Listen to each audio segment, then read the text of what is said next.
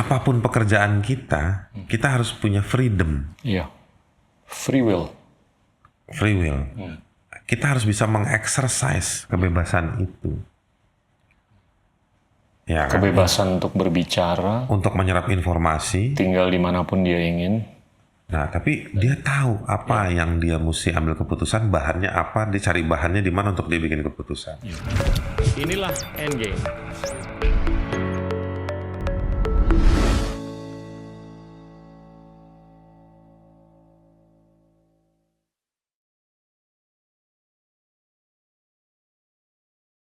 Halo teman-teman, saya seringkali ditanya di sosmed.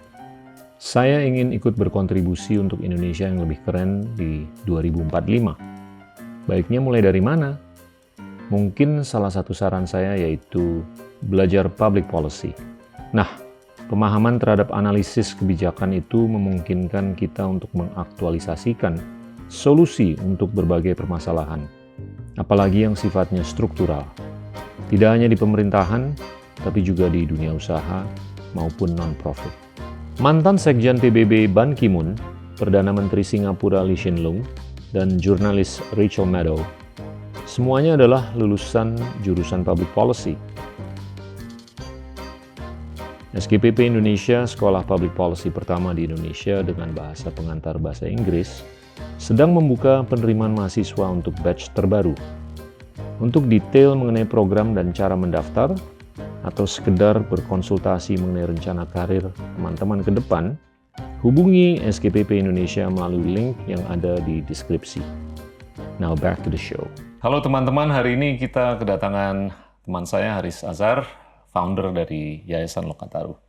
Haris, makasih bisa datang. Makasih juga diundang Pak Gita. Biasa deh, ceritain deh. Anda tuh lahir di Jakarta, keturunan macam-macam. India, Banjar, Makassar. Saya korban perang dunia. Siap. Saya baru tahu berapa tahun belakangan ini. Jadi kakek saya tuh kawin sama nenek saya yang dari bapak itu. Memutuskan kawin karena waktu itu dia nggak bisa pulang ke India. Ada perang dunia. Gitu. Jadi bapak saya cerita sama saya, jadi ya si kakek itu memutuskan kawin lagi. Terus saya cepat langsung mikir, berarti kita ini berarti korban perang dunia gitu. Kurang lebih kira-kira. Dunia satu, dunia dua? Perang dunia pertama, kedua. Oke. Perang dunia kedua, kira-kira begitu. Itu. Nah, saya ya lahir di Jakarta, betul Pak Gita.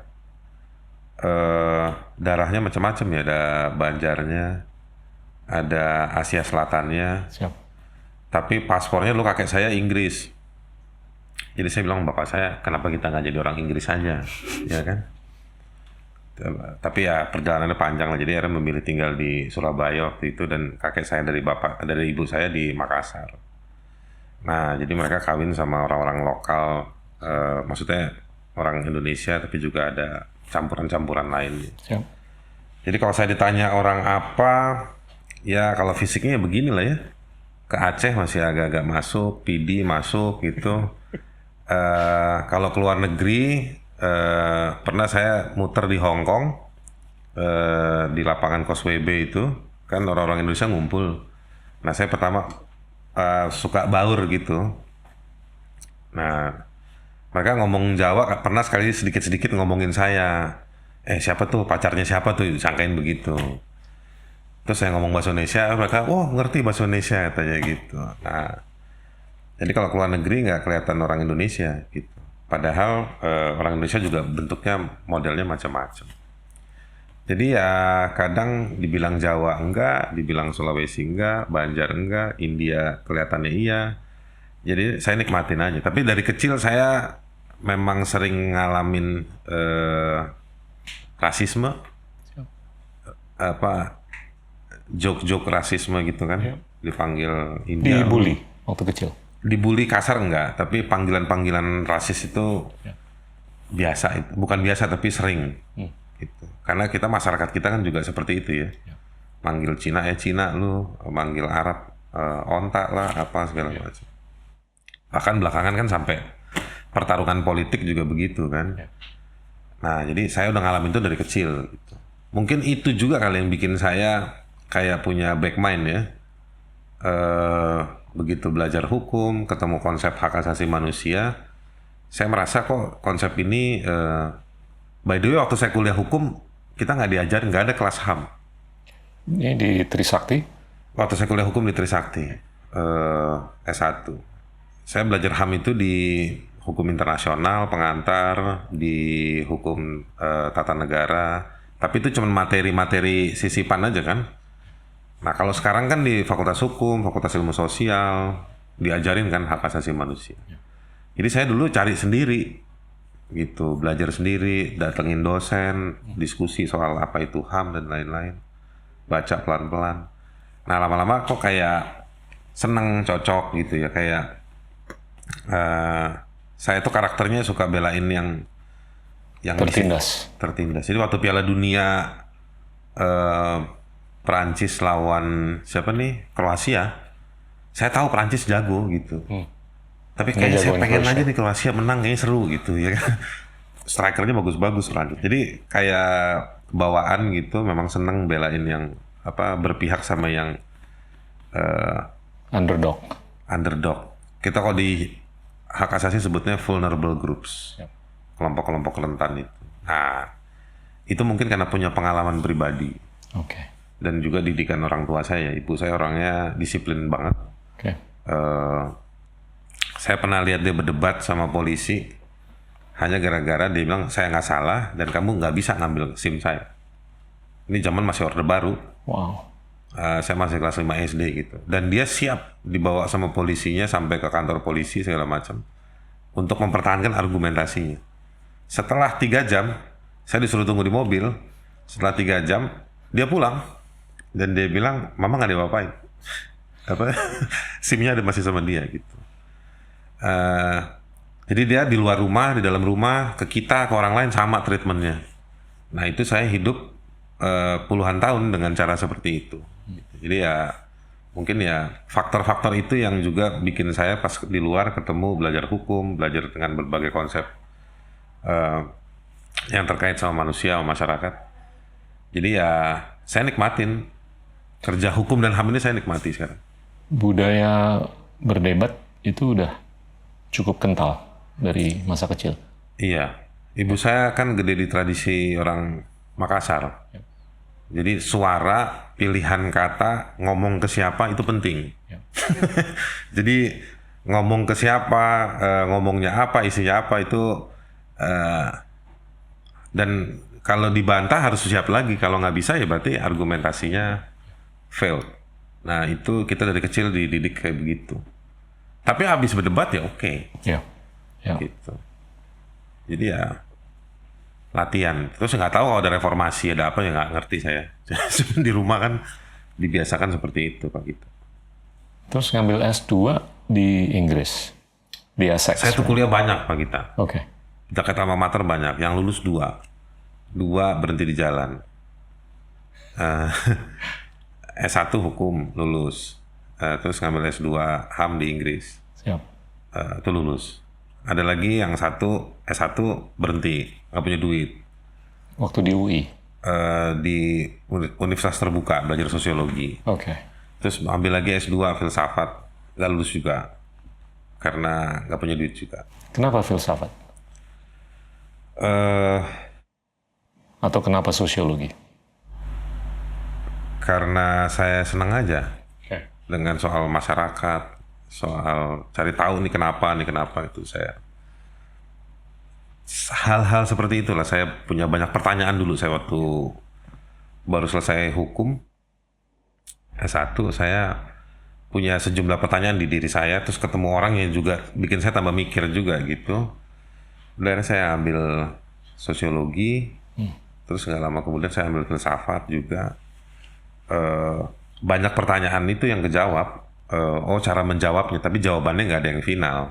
Makin dicari makin nggak jelas Pak Gita. Tapi saya ketemu dengan berbagai bacaan yang berusaha menjawab.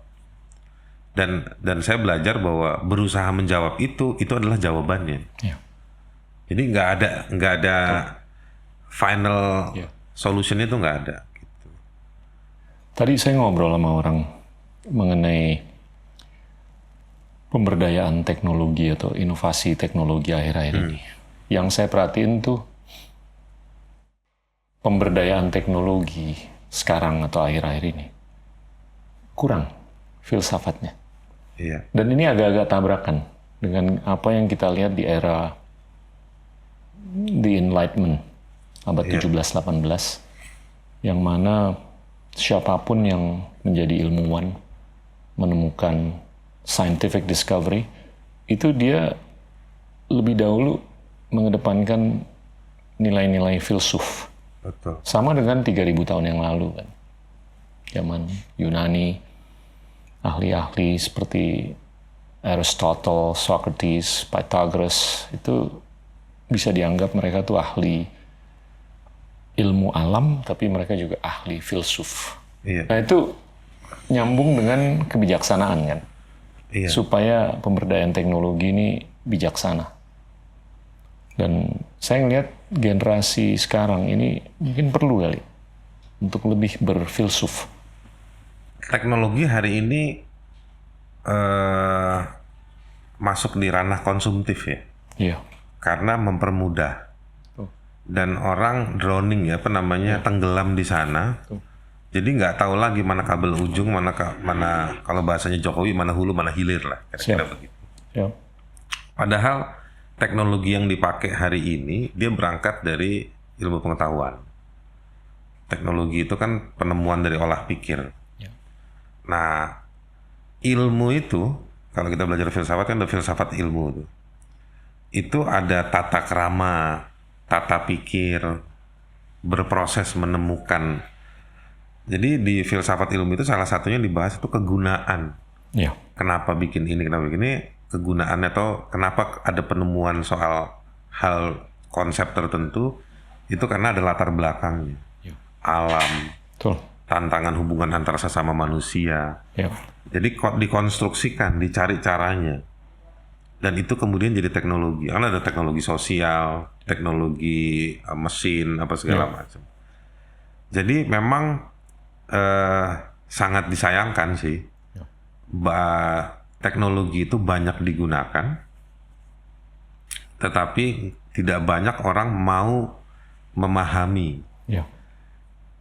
Dan itu makanya ada penggunaan teknologi yang berlebihan. Karena mereka nggak paham tujuan-tujuannya. Misalnya begini, saya kasih contoh. Ya. Ada orang kerja pakai laptop, denger lagu pakai laptop, nonton film pakai laptop, apalagi ya, nyimpen file pakai laptop. Dan kemudian market si teknologinya menciptakan laptop yang bisa semuanya, aplikasinya bertempuran di situ untuk lagu dan lain-lain. Padahal juga opsinya ada kalau kita mau pakai teknologi yang hanya sekedar dengerin lagu. Nah sekarang kalau kita mau kejar lebih lanjut, yang cuma dengerin lagu, ternyata kalau kita charge listrik, dia hanya butuh setengah jam. Kita install lagu, mungkin hanya butuh memori berapa banyak.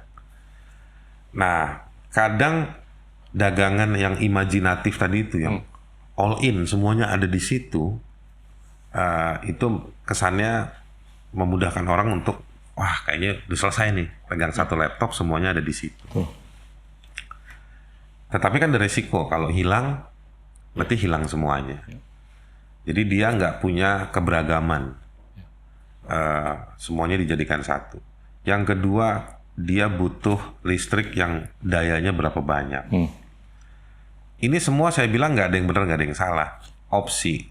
Tetapi kita bisa milih satu, atau kita memilih yang terkonsolidasi jadi satu tadi itu, dengan kesadaran. Nah, kesadaran kita memilih ini banyak yang perlu dilatih. Sama dalam dunia yang saya geluti di bidang HAM ya.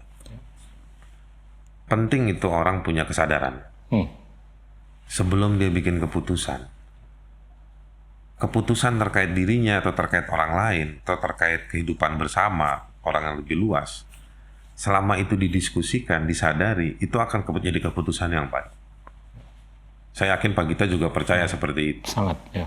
Nah, banyak orang menuntut sesuatu, teriak sesuatu, setelah kehilangan. Kayak begitu.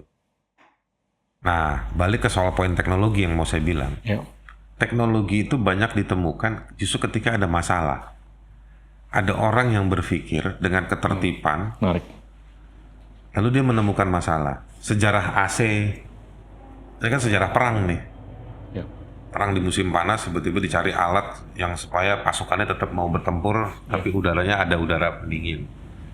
Handphone, alat intelijen, alat komunikasi perang juga segala macam. Jadi ada situasi-situasi krisis yang sebetulnya melahirkan penemuan-penemuan baru. Nah, situasi krisis ini ditambah dengan cara berpikir, ini yang menciptakan pressure, Ya. yang term waktunya segini, harus ada alatnya, harus ada apanya. Nah, di Indonesia kita ini punya semua syarat itu. Orang pinter banyak. Krisis banyak lah. Ya bukan krisis yang mega gimana, tapi krisis-krisis itu banyak. Nah, tapi momentum siapa yang mau ngambil untuk menjadikan situasi ini untuk jadi bukan hanya kemajuan dan kemudahan, tetapi juga menyadarkan. Gitu. Saya banyak melihat pinjam istilah kalau di dunia religi itu nabi ya, nabi-nabi kecil di sektor-sektor itu banyak. Tetapi kadang-kadang dia tidak populis atau pilihan caranya, bahasanya, alatnya nggak populis. Jadi harus manjat tiang bendera baru viral. Jadi kalau kata Kapolri kemarin harus viral dulu baru. Tapi padahal sebetulnya banyak orang, banyak kelompok yang sebetulnya punya konten-konten yang bagus. Konten-konten yang bagus ini sebetulnya yang bisa melengkapi banjir konsumsi yang sangat banyak masif tadi itu. Nah, tapi nggak ada yang mau mengedukasi itu. Mungkin ada tapi nggak laku, tapi nggak continue. Padahal menurut saya ada otoritas-otoritas, baik itu otoritas resmi negara maksud saya maupun otoritas sosial yang harusnya bisa memastikan dalam konteks proses upaya bahwa harus ada intervensi yang cukup untuk memastikan bahwa penggunaan teknologi atau hal-hal yang konsumtif yang banjir di market itu ada batasnya, efek buruknya, dan juga kegunaannya supaya orang juga sadar. Nah sekarang lucu misalnya, saya juga jadi korban, Pak kita belum disomasi ya. Kebebasan berbicara itu dipenjara bahasa kasarnya, atau saling gugat menggugat, dipidanakan. Muncul program dari pemerintah namanya edukasi narasi itulah, ya gitu-gitu. Kita kok nggak pernah ngebahas sih bagaimana bisnis digital ini. Siapa sih supplier teknologi HP di Indonesia? Ya kan? Siapa yang ngambil keuntungan? Menurut saya itu hipokrit kita. HP nggak pernah dibatasin, didagangin. Ya kan? Tetapi kalau ada orang nge-tweet salah, dipenjarain. Gitu. Jangan-jangan waktu dipenjarain, HP-nya diambil, terus tujuannya supaya orang itu beli HP lagi. Misalnya ini simulasi goblok-goblokan aja nih. Jadi menurut saya nggak dari ujung ke ujung menata itu. Saya beberapa minggu lalu ngelihat dari satu pemberitaan, ada negara mana membatasi anak untuk pakai jam. Screen time. Screen time-nya. Teknologinya ada, tapi nggak pernah diedukasi masyarakat bagaimana membatasi si anak. Kesadaran itu hanya ada di segelintir kelas menengah yang berani ngambil keputusan. Nah, atau misalnya panduan-panduan ketika kita baru beli HP yang built-in udah ada Facebook-nya, ada Twitter-nya. Bisa nggak dipastikan bahwa produk yang masuk ke sini ada edukasinya? Itu pertanggungjawaban private sector untuk mengedukasi publik juga, karena barangnya dia untuk publik. Gitu. Itu kan sebenarnya hal yang menurut saya gampang. Dari negara tinggal bicara sama para distributor, importir, atau produsen. Yang kayak begitu-begitu. Nah, masih banyak yang belum dikerjakan dalam soal-soal seperti itu. Itulah makanya kecerdasan kita dalam teknologi itu berhimpitan dan seiring berjalan saling mengagumi, tetapi tidak saling menjaga. Kenapa saya bilang seperti itu? Teknologi maju dibahas di TV tiap hari. Ada channel, ada stasiun TV yang punya tiap hari memberitakan apa kemajuan teknologi yang terjadi. Kita nonton semua. Kita cuma bilang gila, taksi udah bisa terbang taksi. Jadi naik pesawat yang sendiri segala macam. Dan orang di Indonesia dan banyak tempat bisa beli hal-hal seperti itu. Tapi kemampuan etiknya gitu. Sama-sama seperti kayak contoh satu lagi, SIM. Dulu Jokowi pernah tahun 2016 atau 2017 ada kebijakan pemerintah soal bidang hukum. Salah satu isinya adalah mempermudah orang bikin SIM. Mempermudah orang bikin SIM. Karena SIM itu salah satu faktor untuk distribusi barang. Apalagi kita orang ekonomi ngerti lah. Nggak semuanya pakai pesawat dan kereta, ada juga yang pakai distribusi. Dampaknya apa? Mempermudah. Ramai orang bikin SIM. Salah satunya juga ada praktek koruptif di lapangan supaya test drive-nya apa mungkin segala macam jadi gampang. Dampak buruknya apa di jalan? Kecelakaan juga ada. Kayak gitu. Jadi mempermudah tadi itu saling mengagumi, mudah, tapi alat untuk mengontrolnya, mencegahnya, mengedukasinya nggak ada satu. Yang kedua, otomatis nggak terbangun mentalitas etisnya untuk bisa bertanggung jawab sama alat atau fasilitas yang dia punya. Nah, itu problem di kita dan di banyak tempat di dunia juga sih saya lihat. Jadi gampang orang untuk tahu, tapi nggak ngerti ada apa. Gampang orang nulis sesuatu karena orang semua bisa nulis, tapi orang nggak tahu dampak etisnya dari apa. Gitu. Meskipun sebaliknya menurut saya kebebasan itu tetap harus ada, tapi kelengkapannya juga tetap harus ada. Itu yang harusnya idealnya tumbuh seperti itu.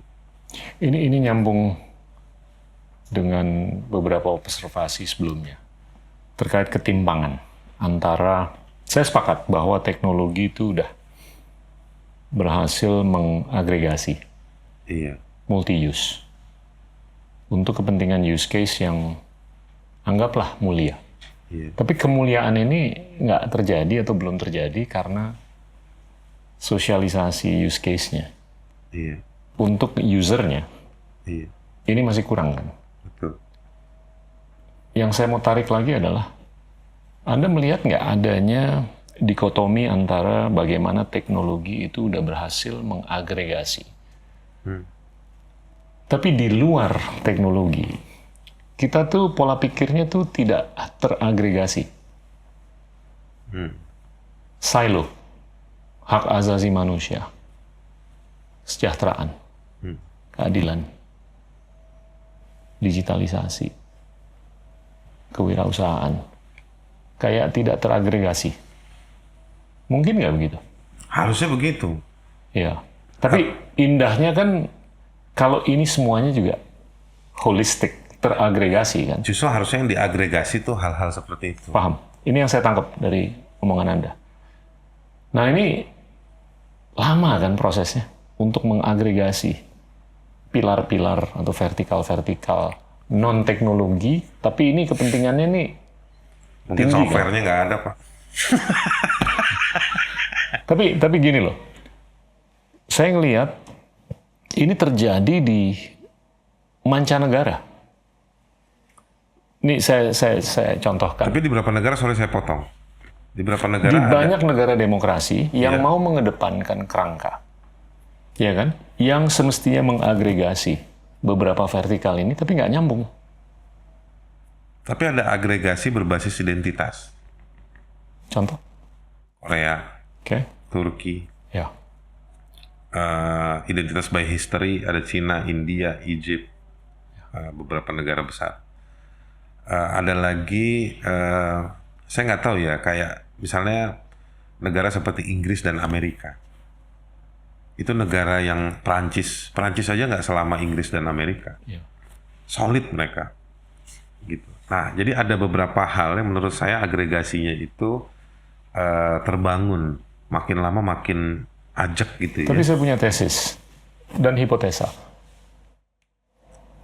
Kenapa kerangka kerjasama ekonomi Iya. antar multi negara itu gagal? Anggaplah multilateralisasi ini gagal akhir-akhir ini. Karena ini contoh nyata ya, beberapa tahun yang lalu kita disodorin kerangka yang namanya Trans-Pacific Partnership, Iya. TPP, di mana negara-negara maju itu mengedepankan pengagregasian dari beberapa dimensi. Intellectual property, hak asasi manusia, government procurement. Tapi tiba-tiba nggak nyambung dengan beberapa hal lainnya yang penting justru untuk negara-negara berkembang. Kalau negara berkembang, ya hak asasi manusia sih penting. Tapi fulus itu juga penting, bahkan lebih penting. Iya. Gimana gue bisa naruh makanan di atas meja. Iya. Ya kan? Makanya kita dari beberapa negara berkembang tuh mengedepankan, oke, tapi ini harus ada klausul mengenai investasi atau modal. Nah itu negara-negara maju tuh agak-agak menghindar. Nah itu saya ngelihat adanya kepatahan untuk bukan hanya negara maju, tapi negara berkembang untuk mengagregasi seluruh vertikal yang semestinya itu kaya atau mulia untuk kepentingan kerjasama multilateral. Nah ini tesis atau hipotesa saya, ini nyambung dengan polarisasi percakapan. Dalam agregasi sosmed misalnya. Exactly. Bagaimana sosmed itu mengamplifikasi narasi yang kalau menurut saya itu jelek. Tapi nggak mengamplifikasi narasi yang bagus. Semakin gini kan, yang saya udah berapa kali angkat lah dalam beberapa episode. Tapi selama itu nggak disikapi atau nggak diobati, semakin sulit kita untuk menciptakan simetri antara agregasi dalam konteks teknologi dan agregasi di hal-hal yang non-teknologi sifatnya. Yang penting untuk kemanusiaan ke depan. Iya, kalau ini pendapat saya nih ya. Pertama saya declare saya bukan ahli matematika. Sama saya juga. Ya paling Pak kita bekas Menteri Perdagangan lebih banyak ngitung untung rugi lah.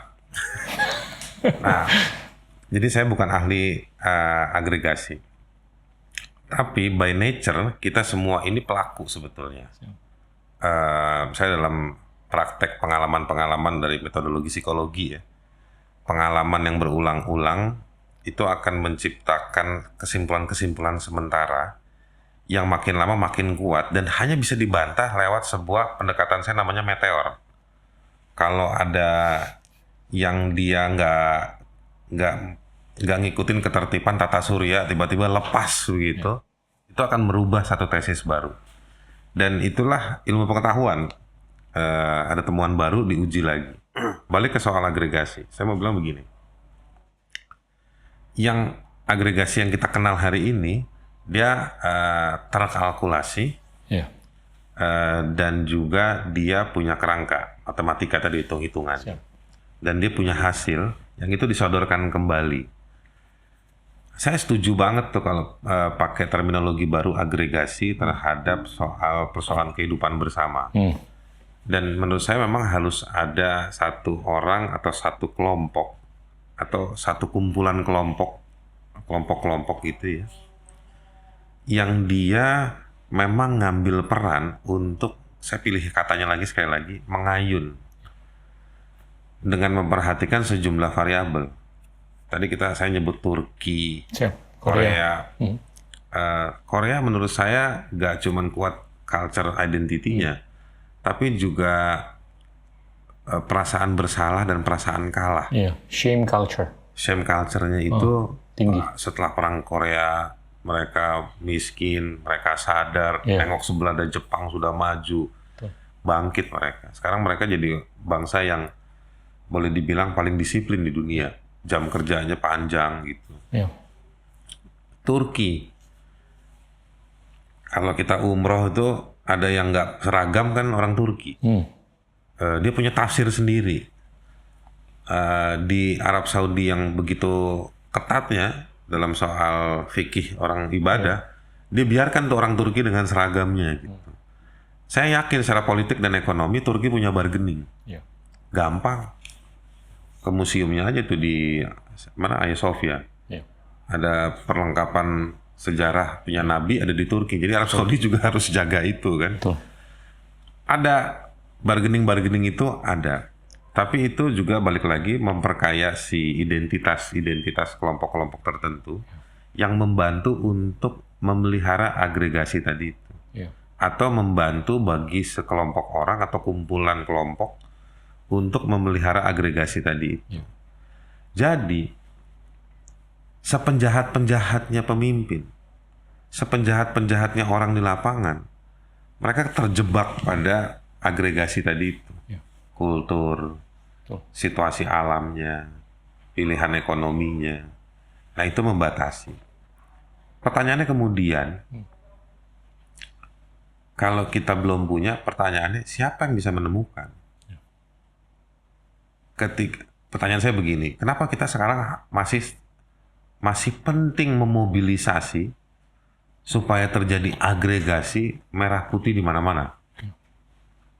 Padahal manifestasi kita, nasionalisme kita itu manifestasinya macam-macam. Iya. Macam-macam bagi kita menurut saya.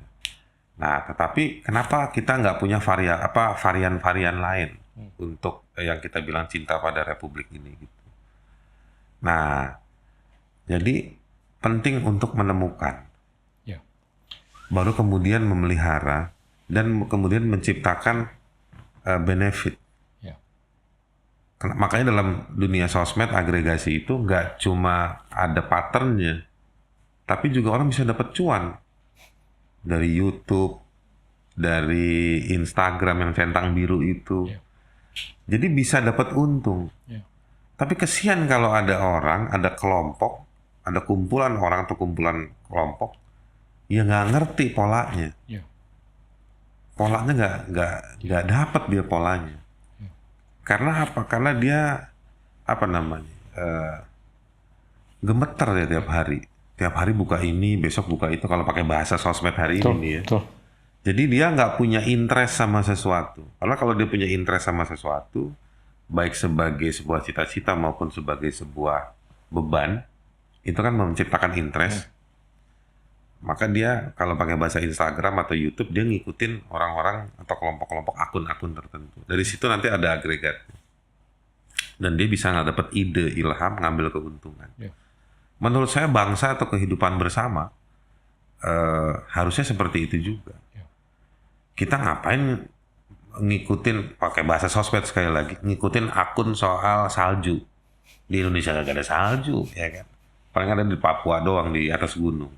Jadi nggak perlu juga kita ngikutin soal bagaimana harga garam Inggris untuk ngebunuh salju, itu kan nggak penting. Pak kita sebagai Menteri Perdagangan dulu nggak pernah beli garam Inggris kan? Karena nggak penting juga kita di sini. Nah, kita mengagregasi kebutuhan beban tadi itu sama visi kita. Iya. Nah, mestinya nyari leader, memastikan partai ini, memastikan lembaga ini, entitas lembaga itu ada di beban dan visi tadi itu. Bukan dilalah tiba-tiba ada sesuatu. Seperti TPP. Menurut saya, dulu siapa nih ahli ekonomi kita di Amerika yang pernah dapat Nobel Prize, dia pernah bilang, Stiglitz. Joseph Yeah. Inequality. Stiglitz dia bilang, jangan ikutin apa kata Amerika, Iya. tapi lakukan seperti yang Amerika lakukan. Stiglitz kan pernah ngomong begitu di satu pidatonya di Columbia University. Jadi menurut saya, iya, TPP nggak apa-apa, datang aja sini, tapi kita nego lagi. Nah, agregasi ini kalau dalam bahasa HAM ada perdebatan Pak Gita. Perdebatan klasik yang saya udah malas ngikutin kalau ada orang ngobrol ahli HAM gitu. Tapi karena saya udah punya kesimpulan. Perdebatan soal universalisme dan juga soal relativisme. Oke. Para antropolog bilang nggak bisa, relativisme penting. Para lawyers mereka bilang no, universalisme is important. Saya menemukan sebenarnya titiknya gitu. Yang universal itu value-nya. Misalnya setiap orang berhak untuk berpakaian. Tapi nggak bisa pakaian yang orang di Hawaii dipaksakan pada pakaian orang di Timur Tengah. Kita belum bicara soal identity, kita bicara alam. Pakailah baju Hawaii di gurun pasir. Saya yakin dalam 2 jam kebakar kulitnya. Gitu. Belum lagi nanti persoalan value atau keyakinan. Atau berbasis cuaca. Orang di Eropa Utara akan lebih rapat pakaiannya buat yang perempuan dibandingkan orang Muslim atau orang Yahudi. Karena cuaca menuntut dia supaya seperti itu. Jadi ada faktor-faktor yang menentukan orang bersikap seperti apa di lapangan berangkat dari satu value yang sama. Nah, TPP filosofinya apa dulu kan? Iya. Nah, katanya dari soal pertanyaan filsafat. Nah, ini cabangnya banyak nih. Cabangnya banyak.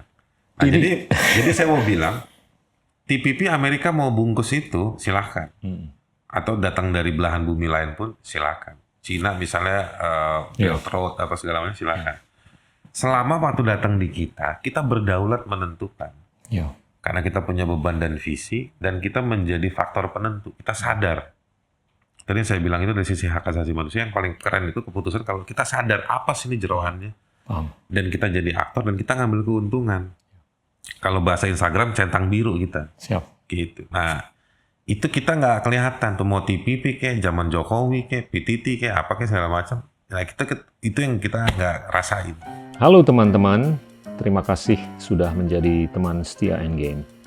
Cek rilis terbaru dari Future Narrators Merchandise Collection dan dukung terus misi kami untuk mencari ide-ide terbaik dari narator-narator keren lainnya. Link pemesanan ada di deskripsi. Now back to the show.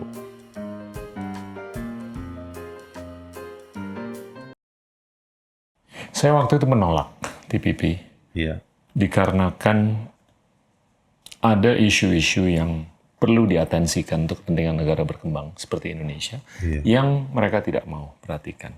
Dan ini nyambung dengan filosofi Anda. Kalau yang saya tangkap, Anda tuh relativis, bukan universalis. Saya sebetulnya berusaha dua-duanya. Oke, tapi yang saya tangkap Anda lebih ke relativisme. Tapi anggaplah Anda atau kita relativis. Ini kan akhir-akhir ini kita bicara atau sering dengar mengenai konsep moral equivalence. Iya. Ya kan? Atau tidak adanya atau kurangnya moral equivalence. Iya. Ini saya mau bungkus dalam konteks hak asasi manusia nih. Iya. Kalau kita lihat gontok-gontokan antara Tiongkok dengan Amerika Serikat. Yang satu otokrasi, yang satu demokrasi. Demokrasi nyodok otokrasi bahwasanya telah terjadi pelanggaran terhadap hak asasi manusia. Tapi otokrasi juga nyodok demokrasi. Lu nggak usah ngelecture gue deh. Lu kemunafikannya juga banyak. Iya. Sehingga nggak ada kan moral equivalence.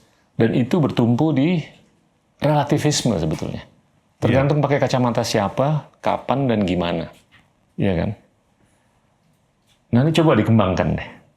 Dengan observasi seperti itu, bagaimana kita tuh sebaiknya menyelesaikan atau menjawab begitu banyaknya pertanyaan-pertanyaan mengenai hak asasi manusia.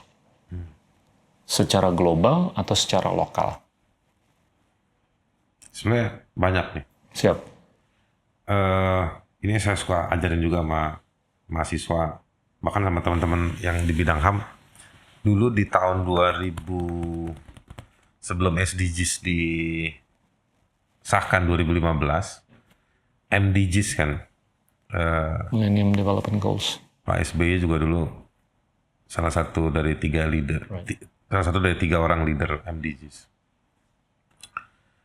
Kantor MDGs kemudian pernah bikin riset dengan London School of Economics tentang kurang lebih sejauh mana efektivitas MDGs dari sisi hak asasi manusia. Kerennya buku itu dipublikasi oleh LSI dan kantor MDGs, kemudian menemukan satu metodologi baru membaca HAM dalam dunia pembangunan. Ini mungkin relativisme, tapi bicara metodologi. Bahwa ada 3 pertanyaan penting. 1, soal accountability. Yang kedua, accessibility. Yang ketiga, answerability. Saya baca report itu. Accountability itu kurang lebih intinya si pembuat kebijakan dan pelaksana kebijakan accountable nggak lo?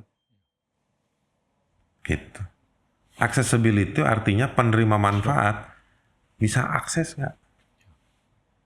Jangan one way aja dong. Answerability ini paling keren. Udah deh, ini mau berdebat ke, mau apa ke, bikin kebijakan ke, nyelesain masalah nggak? Nah, itu kritiknya si kantor MDGs terhadap si MDGs sendiri. Setelah di setrum-setrum lah sama LSI, kira-kira begitu. Ada satu lagi sebenarnya, measurability.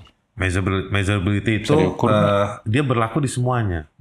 Jadi accountability itu ada alat ukurnya. Accessibility ada alat ukurnya. Di report itu keren lah dibahas itu. Pointersnya apa aja. Dan di answerability juga ada pointersnya apa aja. Untuk mengukur sejauh mana dia berhasil. Jadi bahkan poinnya Pak Gita itu dia sebenarnya melekat di semuanya. Nah, jadi 3 hal ini dilihat. Nah, saya jadi pernah ingat juga dulu dalam satu launching buku, almarhum Munir itu dulu pernah ngeritik Pak sejumlah ideologi. Dalam sambutannya dia terhadap satu buku kumpulan surat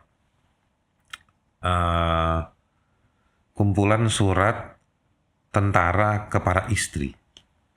Diterbitkan waktu itu oleh Voice of Human Rights Radio soal HAM jejaringnya YLBHI.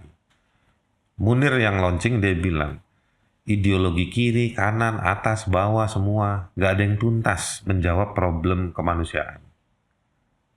Gitu. Jadi memang disitulah surplus ideologi, surplus kemanusiaan, defisit kemanusiaan dijawab dengan konsep HAM itu. Hidup di sana. Nah itu juga kalau kita lihat hak asasi manusia yang dia beririsan juga sama program multi tafsir dan multi project dari berbagai macam model pembangunan, kan ada dampak kemanusiaan. Muncullah kesadaran rule of law itu, menyusun konsep ini. Tapi problemnya kan jalan terus. Ganti baju, ganti model, ganti tempat, ganti korban. Nah, ini dianggap terus berjalan, tapi kecerdasan manusia, penemuan, kecanggihan, ini juga jalan terus. Nah, saya mau balik ke poin Pak Gita tadi itu. Jadi memang, oke. Maka tadi saya bilang, mau PTT, mau TPP, Trans-Pacific Partnership itu, ataupun model RCEP, Regional Comprehensive Economic Partnership. Iya, atau setiap negara punya model kerjasama sama Indonesia, comprehensive agreement, agreement, SEPA, Lombok Treaty, Indonesia dengan Australia, banyak lah modelnya. Sampai Argentina pun ada kan, impor wine sama daging, sapi segala macam, ada semua. Problemnya,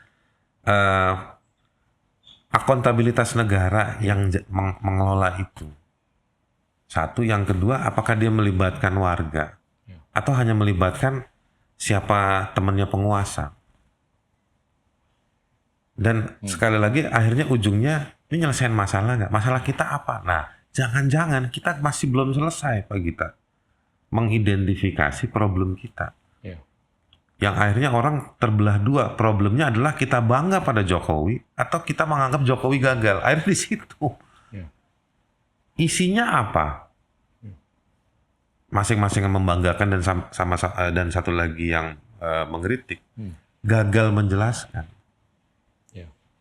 Dan akhirnya kita nggak ketemu agregat kita. Agregat kita adalah agregat konflik. Padahal waktu kita konflik, kita tetap pergi ke Indomaret sama ke Alfamart. Beli minyak angin, beli odol, beli apa. Yang untung siapa? Si pabrik-pabrik yang punya produk di Indomaret sama Alfamart. Gara-gara kita konflik. Orang udah ngomongin, siapa nih? Udah mau buka hotel di Mars. Elon Musk. Iya kan? Elon Musk udah jual sahamnya semua, udah mau investasi ke planet lain. Nah, kita agregatnya masih agregat konflik. Nah, begitu kita buka, kita mau masuk ke soal substansi, gak ada. Vocabnya tuh gak ada. Nah, jadi teknologinya ada, metodologinya ada. Kita mau exercise-nya di mana? Use case-nya kurang indah. Makanya, jadi kadang-kadang saya juga, ya biarin aja nih ributnya Cina sama Amerika nih, seru juga. Cuma persoalan saya, kita mau ngambil untung apa? Iya. Dan keuntungan itu hanya untuk si om si ini, om itu, atau yang sekitar kekuasaan, atau untungnya buat kita semua. Nah, jadi ideologi juga harus diuji. Nah, tapi kita nggak pernah dibangun. Sekarang ini kan banyak observasi mengenai bagaimana demokrasi itu harus disikapi ulang. Atau di reshape. Iya. Ya kan? Dan Amerika juga udah menyadari demokrasi yang eksis di sana tuh nggak sempurna. Ya, mereka Dan dapat banyak Trump. negara-negara demokrasi juga menyadari mereka nggak sempurna. Kalau menurut Anda, untuk Indonesia berdemokrasi atau proses demokratisasi ke depan tuh yang paling indah gimana sih? Aduh, saya ngeri nih jawabnya. Silakan. Menurut saya sih, mungkin saya naif nih ya.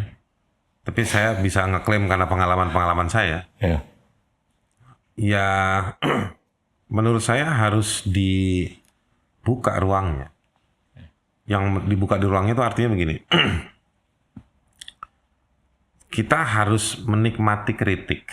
Kita harus besarkan telinga sama mata untuk mendengar dan melihat problem. Gitu. Itu satu. Dari sisi soal informasi. Ya. Yang kedua, penting soal demokratisasi ekonomi, bisnis, dan industri. Ya. Yang menurut saya ini hanya dikuasai modalnya, informasinya, dan pengerjaan operasionalisasinya hanya pada kelompok-kelompok tertentu dan dia berjenjang. Kenapa saya bilang berjenjang ini penting? Karena dalam tren oligarki yang makin kuat hari ini, ini piramidanya itu di atasnya itu tinggi. Yang lancipnya itu tinggi. Nah, di bawah ini yang kemudian dikonstruksikan sebagai labor. Bukan decision maker-nya. Jadi demokratisasi ekonomi itu di Indonesia nggak ada. Nggak ada. Masih banyak koperasi susah. Baik dalam dirinya maupun di luar dirinya. Dalam dirinya itu artinya apa? Mereka nggak tahu bahwa mereka tuh harus ngelengkapin laporan keuangan. Begitu mereka mau lengkapin laporan keuangan, mereka nggak tahu ngerjainnya di mana. Konsultannya mahal. Atau di daerahnya nggak ada. Kalau cek di AHU mah yang punya koperasi mau banyak. Tapi yang coba cek di laporan BPK sama BPKP. Berapa dari proyek pembangunan 2.000 triliun lebih? Pelaku usahanya orang lokal. UMKM. Nggak ada. Siapa semua subkonnya? Cangkang semua. Cangkangnya perusahaan di Jakarta. Yang punya modalnya dari Singapura. Atau dari Hong Kong. Ya kita tahu lah kayak begitu-begitu. Nah, kan nggak pernah dibuka yang kayak begini. Demokratisasi bisnis tadi. Bisnis, ekonomi, dan industri. Dari soal uangnya, kelengkapannya, akses informasinya, operasionalisasinya, dikuasai. Bahwa dibilang, selalu ini yang saya nggak suka. Membuka lapangan pekerjaan. Apa sih maksudnya membuka lapangan pekerjaan? Itu kan people at large. Dia cuma jadi labor. Yang indah buat saya, semua setara. menengah. Makanya pertumbuhan Pak Gita koreksi saya kalau saya salah. Di negara maju pertumbuhan ekonominya cuma 2-3%. Paling banter. Tapi kesehatannya bagus, Ya. pendidikannya bagus, karena mereka equal semua. Ya. Nah ini yang menurut saya keren. Bukan hanya pakai angka booming 6%, 5%. Tapi sebetulnya dia mengerucut di atas. Ya. Nah, itu soal demokrasi ekonomi, industri, bisnis gitu. Nah, yang menurut lagi saya penting juga faktor hukum ya, bukan karena saya kerja di bidang hukum. Eh, ini bisa tricky. Banyak negara-negara otoriter menikmati campaign mereka rule of law. Ya. Gitu. Misalnya penegakan hukum narkoba. Ujung-ujungnya dia jadi angka. Dialokasikan sejumlah rupiah untuk penegakan hukum. Konsekuensi statistiknya apa? Kan ditanya produknya apa. Ya. Ada orang ditangkap. Nah tiba-tiba nggak ada yang pakai narkoba. Udah dianggarkan, kan nggak mungkin dibalikin. Harus ada yang ditangkap. Ya. Makanya ada namanya tukar kepala. Banyak yang ditangkap, tapi kejahatannya tambah besar. Nah lu. Ya kan? Ya. Nah ini bahayanya di situ hukum. Nah hukum harus lead by orang-orang yang punya tadi Pak Gita bilang punya standar moral bagus, ngerti megang pisaunya, kapan dia ke atas, kapan dia ke bawah. Nah, dan bisa diuji, dipertanggungjawabkan. Iya. Nggak ada yang absolut hukum itu, nggak boleh absolut. Nah, menurut saya hukum itu dia memfasilitasi, memberikan fasilitas kepastian, tapi dia juga bisa mengoreksi. Iya. Untuk praktek ekonomi tadi itu Iya. yang equal. Nah ini dan yang berikutnya lagi tadi itu yang awal tadi itu saya bilang ada partisipasi warga. Politik itu nggak boleh by political communities aja. Ya. Politik itu justru harusnya dari warga. Jadi menurut Anda nih udah terjadi fenomena elitisasi ekonomi, elitisasi politik, bahkan sosial budaya.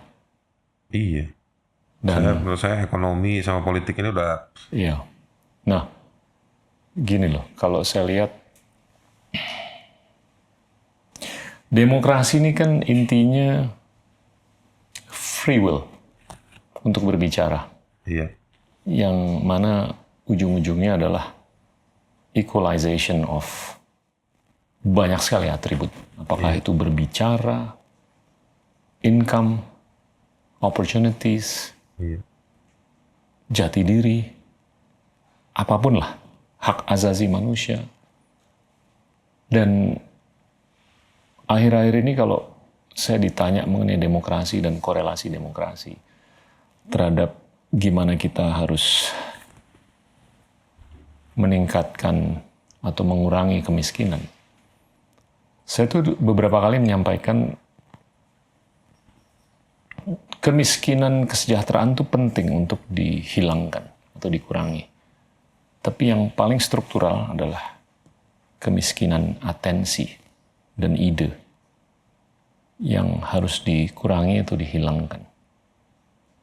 Karena ini menurut saya nyambung dengan paradoks yang terjadi antara bagaimana kita melihat demokratisasi informasi itu nggak nyambung dengan demokratisasi ide. Iya. Kalau kita mau mendemokratisasikan ekonomi, itu yang fundamental adalah sejauh mana secepat apa kita bisa mendemokratisasikan ide. Ya kan? Supaya orang yang dapat lapangan kerja, ini syukur-syukur dia berpikir dengan ide yang baru untuk menjadi pengusaha. Supaya dia jadi lebih besar dan sebesar employer-nya dia. Iya. Ya kan? Itu mulia kan? Itu manifestasi atau aktualisasi dari gimana kita bisa mendemokratisasikan ide dan ekonomi. Betul. Gimana menurut Anda? Iya, saya mungkin pilihannya gini, saya setuju tuh. Dalam arti begini.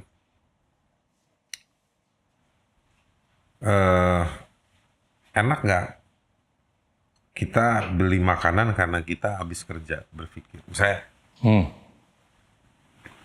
ide kita nih berguna gitu, Ya. kepake. Dan kita belanja tuh karena hasil tadi itu. Ya. Nah, olah pikir itu nggak cuman di sains pekerjaan ya, memutuskannya juga. Iya. Itu kan mateng kan, udah dipikirkan dan lain-lain. Coba pikirin atau coba kita bayangkan orang kerja karena terpaksa. Ya. Gak ada lagi kerjaan, cuma ini aja. Nah, orang nggak punya pilihan untuk membuat keputusan. Termasuk keputusan untuk menjadi buruh. Makanya saya pernah ya, dia berada gitu ya, magang atau lagi riset velo apa segala macam di kantor-kantornya orang. Ya. Yang bikin kopi sama bosnya itu sama-sama heads up. Nggak ada tuh yang begini-gini tuh nggak ada. Karena itu keputusannya dia. Ya, lu sekolah, lo anaknya orang kaya atau lu ada nasib. Ya kan, gua nggak ada nasib. Tapi gua tahu apa yang gua kerjain. Si cleaning service itu ngomong begitu. Seolah-olah wajah mereka itu bilang begitu. Tapi ada etik Iya. gitu. Nah, yang bikin keputusan dia. Nah, saya pernah ngobrol sama yang kayak begitu gitu. Terus mereka bilang, I'm not the boss. Jadi artinya bos yang harus bikin keputusan. Hmm. Nah, saya agak ini sedikit nih bicara seperti itu karena menurut saya penting tuh. Penting sih. Apapun pekerjaan kita, kita harus punya freedom, Iya. Free will. free will. Hmm. Kita harus bisa mengeksersis kebebasan itu. Ya kan? Kebebasan untuk berbicara, Untuk menyerap informasi. tinggal dimanapun dia ingin. Nah, tapi dia tahu apa yang dia mesti ambil keputusan, bahannya apa, dia cari bahannya di mana untuk dia bikin keputusan. Iya. Nah, dari situ, jadi apa yang dia dapat, itu hasil dari keputusan itu. Iya. Kesejahteraan yang dia dapat, itu bukan karena paksaan. Iya. Bukan karena ada kemiskinan policy Iya. dari negara yang nggak berani bikin terobosan. Atau kemiskinan ide. Atau kemiskinan ide dari pengambil keputusan. Untuk Atau nggak dari berani dirinya sendiri. bikin terobosan. Karena dia nggak diberikan kesempatan untuk beride. Itu dia. Jadi maksud saya mau bilang betul. Kita harus berangkat dari ide itu bukan alam awang-awang. Iya. Ide itu artinya olah pikir kan. Iya. Kita dikasih kelengkapan itu. Iya. Nah, kita harus pakai dan bertanggung jawab. Termasuk kalau situasinya bukan di kita, Pak Gita. Situasinya ada di luar. Maka kita harus berpikir bagaimana kita mengoreksi, Iya. memperbaiki, mengkritisi. Iya. Berangkatnya dari sana. Meskipun perlu ditambah namanya dengan keberanian. Iya. Tapi keberanian itu juga harus digaranti, dijamin bahwa Anda boleh berani. Gak nunggu dibikinin sayembara untuk ngeritik baru boleh ngeritik. Iya. Gak perlu ada approval dari kantor polisi untuk boleh demo. Enggak. Nah, tapi dia tahu caranya. Gitu. Kalau Anda saya tanya, suruh milih mendingan miskin sejahtera atau miskin ide? Miskin sejahtera. Iya. Kalau kita miskin ide, kita nggak bisa berpikir. Iya. Sekali kita miskin, kita susah bangkitnya. Iya. Tapi kalau kita miskin sejahtera tapi punya banyak ide, Iya. minimal seburuk-buruknya kita bisa jadi Abu Nawas. Iya. Iya kan? Survive Siap. from one day to another. Kalau dari kacamata Anda, dalam konteks hak asasi manusia, Iya. di mana sih yang masih perlu mungkin diperbaiki? Kita nih di Indonesia. Iya. Sebenarnya angle-nya banyak ya. Ya. Yang hari ini yang saya rasakan kesadaran negara ya. Penguasa. Kesadaran penguasa satu dalam soal memahami letak hak asasi. Siap. Saya merasa hari ini hak asasi itu dia hanya jadi produk gimmick statement. Mau bikin tim ini dan yang dibilang dan ada yang dipanggungkan. tapi dipilih. Gitu. Saya kasih contoh misalnya. Epic banget tuh fotonya Jokowi ketika ngobrol sama suku anak dalam. Duduk dia. Atau waktu dia ke Papua, saya baru tahu 2 minggu lalu ternyata ada kiosnya mama-mama yang udah disiapkan buat dia berhenti. Nah, itu epic, foto-foto gitu, gimmick-gimmick itu bagus. Tapi hak asasi manusia itu bukan perlombaan foto terbaik majalah Times atau majalah National Geographic. Hak asasi manusia itu tadi answerability. Endgame-nya nih, gelasnya Pak Gita nih answerability, menjawab masalah nggak? Masalahnya apa? Jangan-jangan saya khawatir pemerintah, penguasa hari ini nggak paham masalahnya apa, gitu. Nah, itu Apa menurut Anda yang konstruktif yang harus dilakukan. oleh civil society dan seluruh pemangku kepentingan, termasuk pemerintah pusat dan Begini daerah? nih, napasnya rejim ini kan tinggal 2 tahun. Siap. 2 tahun itu menurut saya cuma bisa nyelesain platform nggak bisa, konstruksi nggak bisa, ya case aja. Nah ini lagi rame lagi soal kasus di Paniai, penembakan 6 orang anak muda di Paniai, hanya hitungan berapa hari setelah Jokowi dilantik, nggak selesai-selesai sampai hari ini. Sementara rejim ini tinggal 2-3 tahun lagi. Gitu. Ya itu aja, tapi itu juga udah pernah dibahas 2-3 kali sebelumnya. Nggak kelar juga. Itu contoh gampang. Maksudnya kasusnya bukan gampang, susah. Tapi sebagai negara, nyelesain itu harusnya gampang. Instrumennya ada, institusinya ada, otoritinya, kewenangannya itu, powernya juga ada, tapi nggak jalan. Gitu. Berarti kan ada kerikil di dalam mesin pemerintahan ini. Nah, jangan-jangan menemukan kerikilnya juga nggak bisa. Matanya nggak cukup menemukan kerikil itu. Nah, problemnya jadi ada di sana.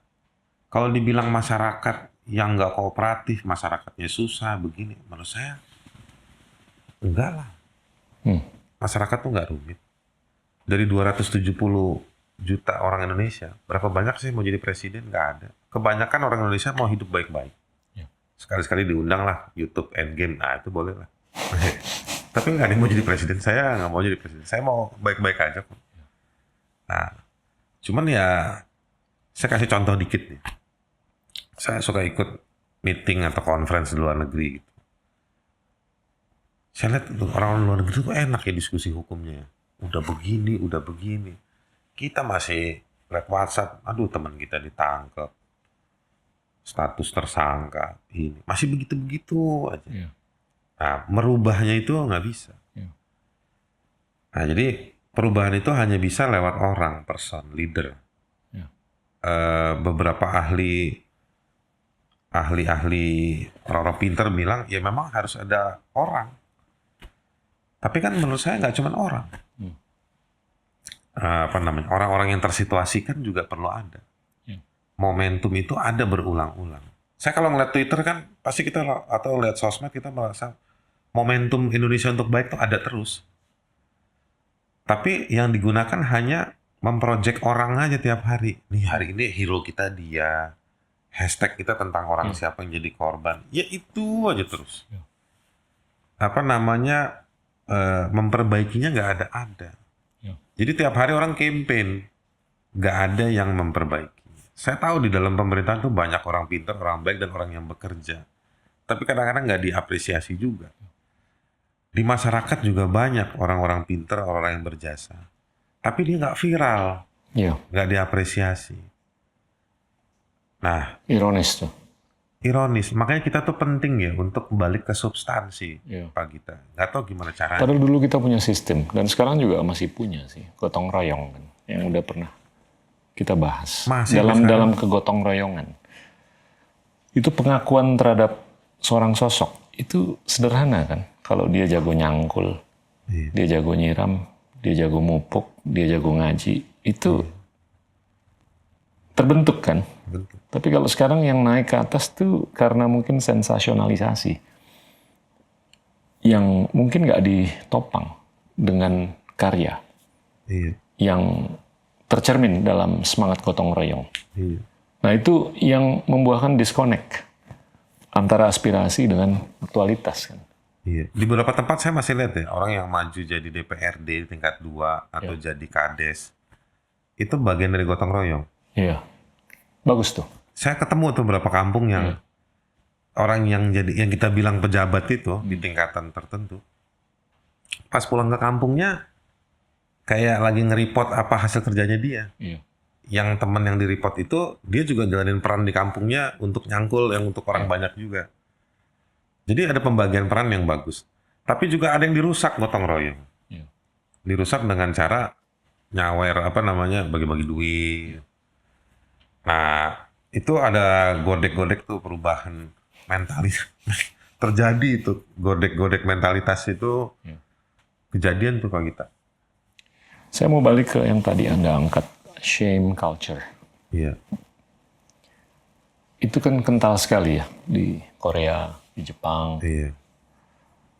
Ini saya mau bungkus dalam konteks psikologi. Kemarin saya ngobrol dengan adalah seorang narasumber. Kalau di psikologi itu kan ada namanya cognitive intelligence. Iya. 2 tambah 2 sama dengan 4. 6 kali 2 sama dengan 12. Ada satu lagi namanya emotional intelligence. Iya. Ibarat kata kita Pak Gita semua nih emotional intelligence. nggak tahu saya. Mungkin kedinginan tapi nggak kelihatan kedinginan. Asik. Ibarat kata gini loh, kita tuh seumur hidup disodorin tong sampah yang ditulis dilarang membuang sampah. Iya. Di mana-mana harus di situ kan. Tapi sampah Orang baru makan pisang tetap aja. Iya. Itu kan sebetulnya cermin dari kapasitas seseorang ataupun seorang pemimpin untuk bisa menunjukkan kan emotional intelligence semestinya kan. Luwung ditulis dilarang membuang sampah atau tolong cuci tangan Anda. Habis ngapain lah yang kotor. Ya tetap aja enggak. Tapi kalau dia emotionally intelligence, dia akan melakukan hal yang disarankan, diamanahkan, dan itu akan memberikan contoh baik untuk komunitas di sekitarnya kan. Betul. Nah itu nyambung tuh ke shaming. Ya kan? Kalau kepala RT, kayak kepala desa atau apa, dia mengexercise emotional intelligence. Dia buang sampah di tempat semestinya, kemungkinan besar anggota desanya itu akan ngikutin. Dan kalau dia melakukan kesalahan, dia buang sampah di tempat yang seenaknya, terus dia malu. Ya udah deh, saya nggak usah jadi kepala desa lagi. Nah itu cermin dari sejauh mana emotional intelligence. Saya pikir-pikir ini penting loh untuk masyarakat luas dimanapun lah, bukan di Indonesia aja, untuk semakin emotionally intelligent, bukan cognitively intelligent. Saya nggak khawatir mengenai kognisi. Kognisi itu kan nyambung dengan jumlah informasi yang didiseminasikan. Tapi mungkin kurangnya ideation atau pengembangan ide, demokratisasi ide, itu mungkin nyambung dengan kurangnya emotional intelligence. Kurang atau tertutup Apapun lah, tapi mampet. oleh project intelijen. Boleh saya jelasin nggak? Boleh, mangga, silakan. Jadi yang tadi Pak Gita bilang itu acara semua di Indonesia. Jadi project bikin spanduk daerah WBK, wilayah bebas korupsi. Padahal saya tahu di dalam kantor itu saya mesti ngubungin siapa untuk nyuap pejabatnya. Teman saya tahu ke dalam nemuin siapa buat lancarin urusan. Tapi di kantornya di depan ada spanduk. WBK, wilayah bebas korupsi. Project. Nah, ada Festivalisasi. Festivalisasi. Jadi project.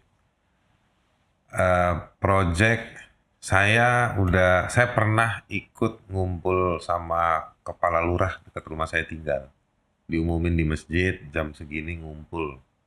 Acara apa nih namanya gotong royong. Sampai sana makan-makan.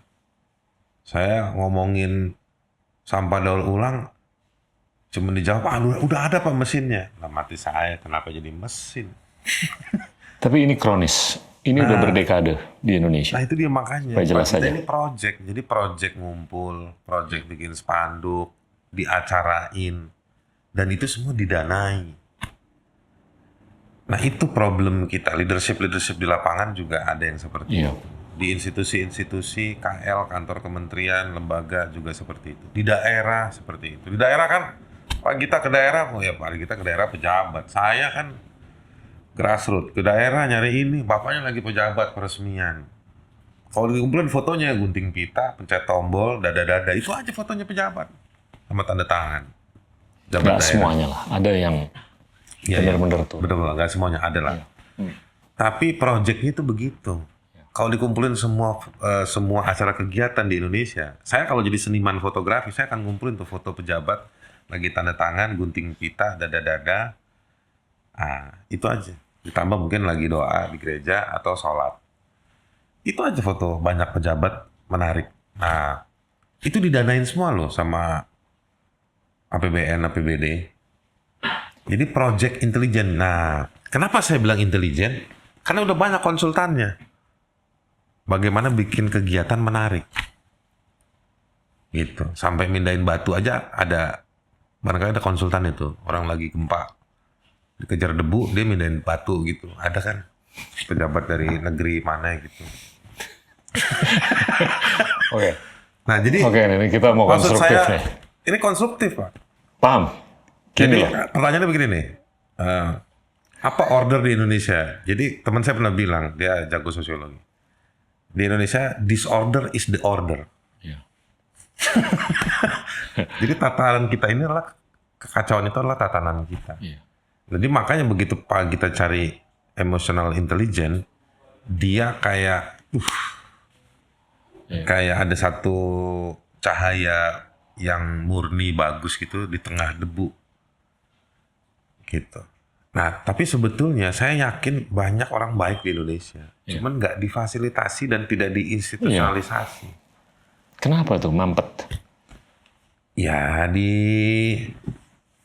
ya itu dia ya. Karena menurut saya Seakan-akan gini loh. Proses populisme politik tuh nggak menyambut atau nggak dianggap menarik untuk talenta-talenta. Saya kenal satu Yang jenderal keren. bintang 3. Saya ngobrol sama, ya saya nggak usah sebutin lah institusinya mana. Ya. Tapi saya sebut sama orang di bawahnya. Kenapa si bapak itu nggak jadi ini? Beberapa, bukan bawahannya tapi dari institusi tersebut kenal orang ini dan dia bilang, orang-orang bilang, wah itu orang pintar mas, baik. Mungkin saya yakin nggak ada duit 1 koin pun yang haram di tempatnya dia. Yang ketiga nggak enak. Cuman kalau dia yang jadi bos kita nggak bisa kerja mas. Jadi emang nggak boleh masuk orang-orang kayak gitu jadi, ya bahasa gampangnya pemimpin. Tapi ini bukan berarti yang jadi pemimpin maling ya, enggak ya. Tapi orang-orang baik itu banyak nggak dapat tempat. Ya. Baik itu dalam arti kata, jujur, bisa kerja, disiplin, Ya. dan mau mengoreksi. Ya. Kalau cuman orang baik, karena dia jujur, lugu, tapi nggak mau mengoreksi, Ya. baiknya masih pakai huruf B kecil. Ya. Kita butuh cari yang hurufnya kapital semua. Gitu.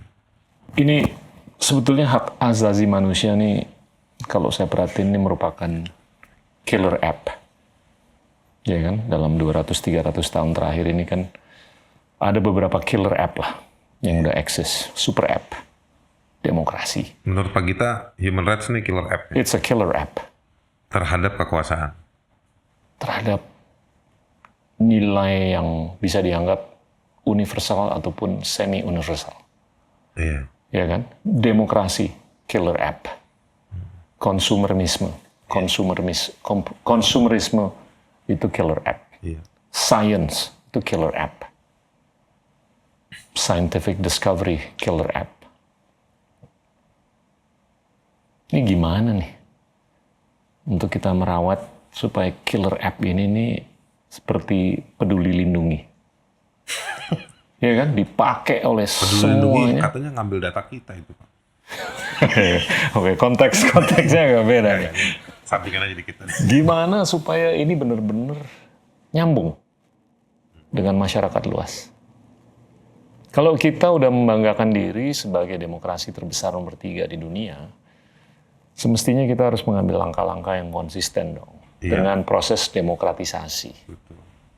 Salah satunya adalah ya ini killer app hak asasi manusia. Anda sebagai tokoh hak asasi manusia, gimana nih supaya application dan applicability-nya ini meluas. Kita bisa menggunakan abstraksi ya untuk berbicara secara akademis atau intelektual, tapi kalau ujung-ujungnya ini nggak Dijalankan betul. merata, sulit. Kalau dari sisi aturan keren, termasuk Indonesia. Indonesia itu regulasi di bidang HAM bagus loh. Sampai perda-perda udah ada bidang HAM, kota ramah HAM udah ada, peraturan Kementerian Hukum dan HAM. Jadi pertumbuhan regulasinya bagus secara global. Ini risetnya satu profesor di bidang HAM dari Amerika. Dia nulis, kita oke kok pertumbuhan HAM ini. Ahli di bidang HAM tambah banyak. Concern issues di bawah tema HAM tambah banyak. Alokasi budget untuk kerja HAM dengan berbagai macam variannya banyak. Persoalannya memang efektivitas, dia bilang. Dia bahasanya efektivitas. Institusi-institusi di bidang HAM dan terkait HAM tambah banyak di berbagai negara, di daerah-daerah. Tapi kemudian regulasi dan juga institusi ini itu dia tidak diaplikasikan. Problem kita hari ini, termasuk di Indonesia, adalah aplikasi dari HAM itu. Nah, ada di sektor hukum, ada di sektor soal pembangunan. Saya orang yang percaya pembangunan itu adalah tempat untuk mengaplikasikan hak asasi manusia. Makanya saya menolak kalau pembangunan hanya bikin jembatan dan jalan tol. Gitu. Nah, dia harus ada pembangunan di wilayah yang non infrastruktur. Jadi di aplikasinya. Nah, problem ini kemudian dia terganggu oleh korupsi. Dia terganggu oleh kebijakan-kebijakan mempercepat penyesuaian. Itu excuse itu Pak Gita. Excuse untuk meminggirkan orang. Excuse untuk menelantarkan orang. Nah, jadi hati-hati terminologi itu atau definisi dari akselerasi itu dibahas juga. Ada beberapa literatur HAM yang membahas soal akselerasi ekonomi, akselerasi infrastruktur. Nah, karena itu yang jadi korban soal lingkungan hidup, masyarakat adat, masyarakat miskin. Dan ternyata di proyek-proyek itu yang diuntungkan kelompok kelas menengah, industri, properti lagi. Jadi rotasinya muternya di mereka. Di kelompok-kelompok ini nggak besar. Rotasinya, speednya nggak banyak, kuantitinya juga kecil. Karena dia kena ukuran-ukuran kok di bank tuh ada 5C, kredibel apa enggak nih, udah segini aja, dagang rokok aja kok dia kok, kayak gitu-gitu. Nah, jadi itu tuh bagaimana menerapkan kebijakan, kalau di bahasa Human Rights and Development itu disebutnya equity. Ya, setuju. Jadi the lesser get more. Jadi orang, saya kalau kasih contohnya gini, ya nenek-nenek, lalu kalau kawan kita berkaki satu, anak kecil, orang dewasa, dan pelari. 5 orang ditaruh di patung kuda, suruh lari ke Blok M. Jaraknya sama. Jalan sama-sama dikosongkan. Mereka dapat hak yang sama. Tujuannya sama kok. Nggak ada yang dilebihin, nggak ada yang dikurangi. Tapi yang menang siapa? Ya pasti pelari. Dia sampai duluan. Nah, mustinya si nenek-nenek dikasih mobil. Temen kita yang kakinya satu mungkin dibantu alat lain. Atau siapa lagi? Si anak-anak ada yang nuntun. Jadi mereka dapat kebutuhan untuk jalan sama-sama. Lari bersama-sama menuju Blok M tadi itu. Nah di Indonesia enggak. Nenek-nenek, ya lu nenek-nenek, salah lu sendiri, kenapa lu jadi nenek-nenek? Equality of opportunity sama equality of outcome. Iya. Pilihan katanya itu kalau di UN disebutnya equity. Jadi bukan equality. Kalau equality Setuju. Cuma punya hak yang sama, tapi kalau equity punya capaian Lebih yang dalam. sama. Lebih dalam. Lebih dalam. Nah, kesadaran untuk itu yang penting dibangun secara kontinu dan lebih konstruktif. Bukan gimmick. Iya. Itu yang saya khawatir. Jadi datang ke mama-mama yang dagang pinang di Papua itu hanya untuk foto. Atau mengunjungi hutan yang perbatasan antara hutan dengan kebun sawit, ketemu satu suku hanya foto. Tapi setelah foto, izin memberikan sawitnya tambah terus. Gitu. Ya kan? Nah ini yang menurut saya harusnya nggak boleh berhenti di foto. Harusnya dia ada kebijakan yang lebih buat si suku anak dalam. Ada kebijakan yang lebih buat perempuan di daerah konflik seperti Papua. Nah itu yang mesti diperiksa. Dan menurut saya nggak ada yang salah kok kalau negara berinvestasi di situ. Iya, betul. Bukan berinvestasi melulu dengan sektor-sektor industri ekstraktif, eksploitatif. Nggak begitu juga. Kita mesti mengeksploitasi kapasitas manusia, kita juga perlu eksploitasi. Kita nggak bisa mengedepankan konsep yang winner takes all. Dan ini balik lagi nih ke awal mula percakapan kan, yang mana kita tuh harus secara holistik lah menyikapi pilar-pilar. Apakah itu hak asasi manusia, kayak keadilan sosial, kayak dan lain-lain. Akhir-akhir ini kita nih diintroduksi dengan konsep dan teknologi yang sifatnya desentralistis. Tapi membuahkan satu, measurability dan akuntabilitas. Yang namanya blockchain. Pernah kepikiran nggak sih Anda untuk mengtokenisasi hak asasi manusia? Agar lebih jelas nilainya yang bisa diuniversalkan. Satu, bisa diukur, bisa dipertanggungjawabkan, bisa di universalize. Nah kalau itu jadi, itu kalau menurut saya nyambung tuh dengan kepentingan kita untuk supaya ini menjadi super app atau killer app. Karena saya udah sempat ngobrol sama beberapa narasumber lainnya, contoh seperti kredit sosial, itu sangat bisa ditokenisasi.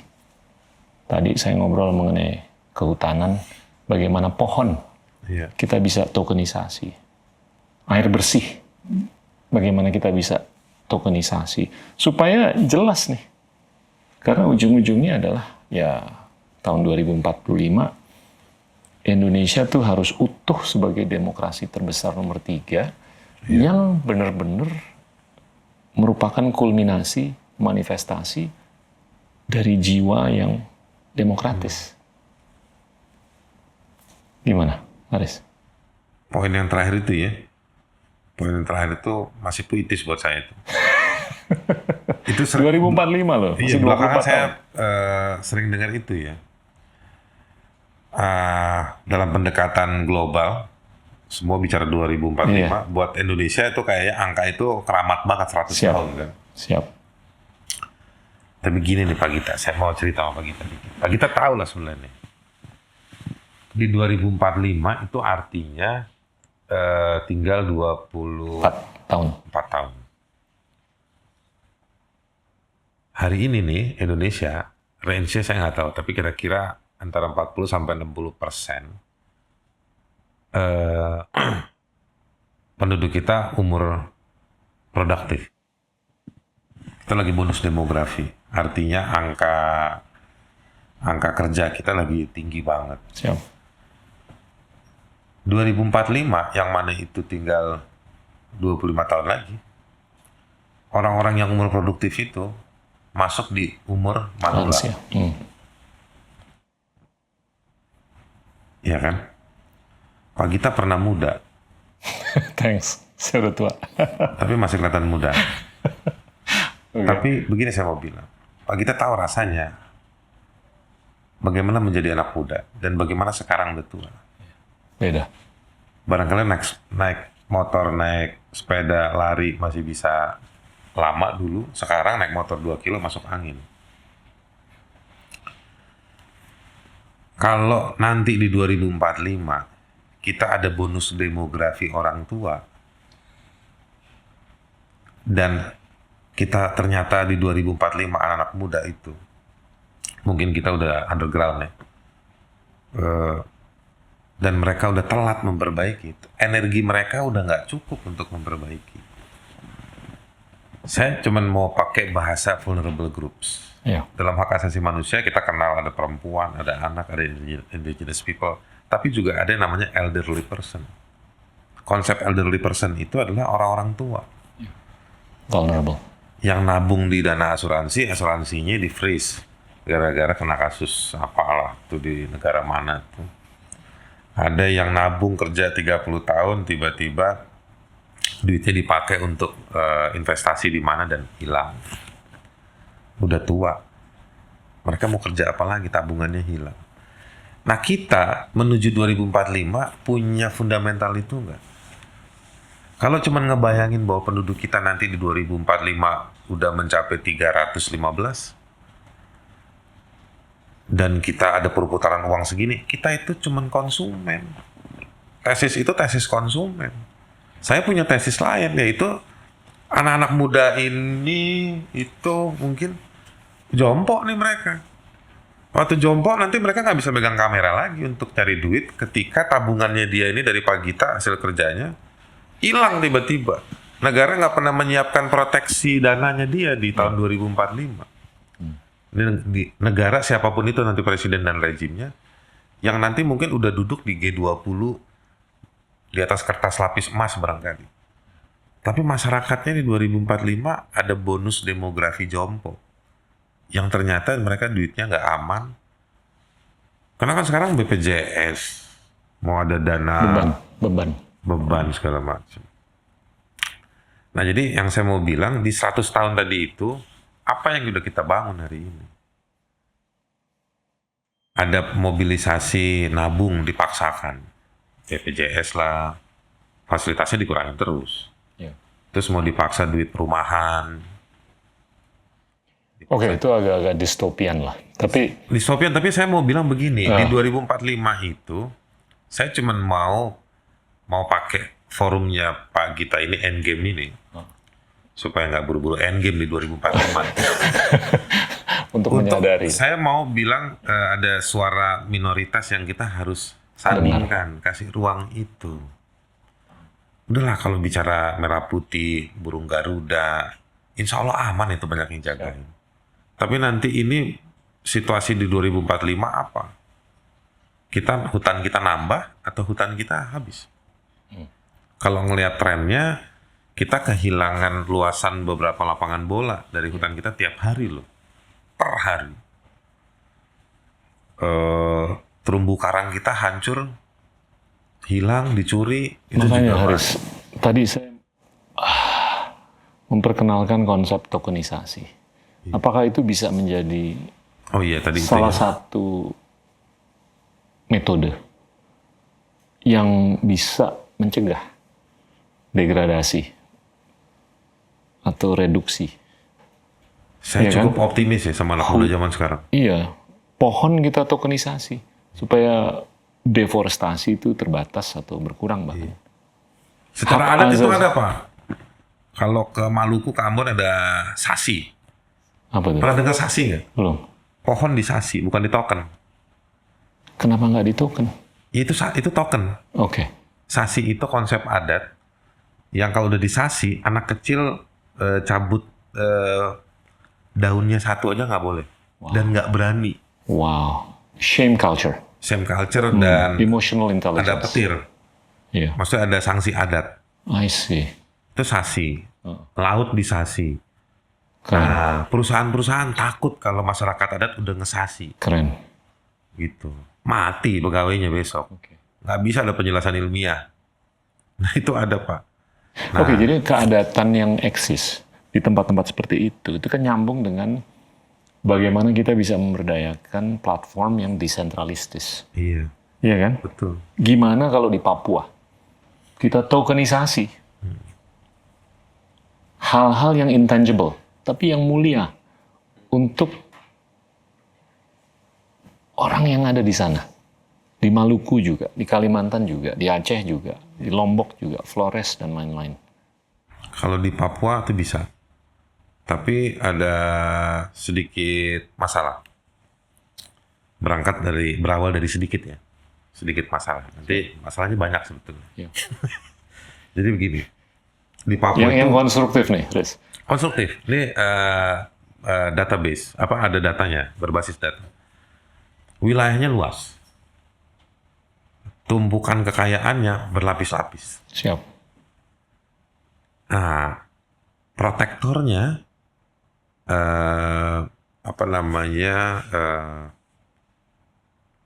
bukan nggak profesional, tapi protektornya hanya orang asli, orang asli Papua. Untuk ngurusin wilayah yang begitu besar. Hutannya aja 30 juta hektar. Wow. Kalau kita bawa jogging, insya Allah 30 tahun baru kelar tuh, Pak. Kalau kita pakai jogging. Jadi 30-an hektar, ya 30-an juta hektar lah kurang lebih. Papua Barat. Masif.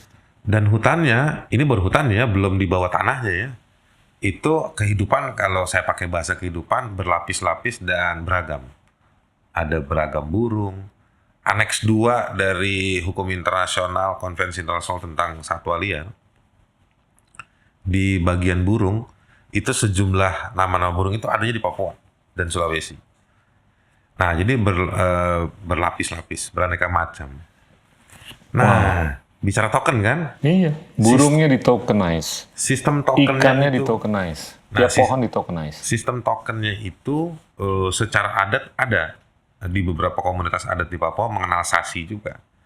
Tetapi dia tidak terinstitusionalisasi. Beberapa kabupaten punya perda perlindungan masyarakat adat.